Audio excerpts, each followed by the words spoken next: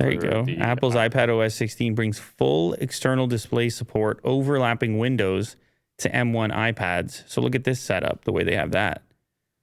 It's kind of funny the display is worth as much as the iPad, but right. But yeah, drag and drop. That looks pretty native the way they have it there. Mm-hmm. And it's all over one single Type-C cable.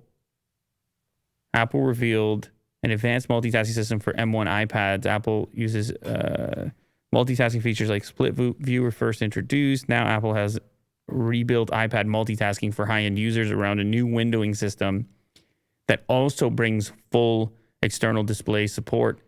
Stage Manager introduces overlapping windows and advanced multitasking to iPads running M1. Scrollable side panel for fast task switching. Mm-hmm. All right. They want the iPad to be a replacement, a true replacement for the laptop, and if it's going to be that, it has to do as many things as a laptop does, including external display support when you have to open something up in a bigger,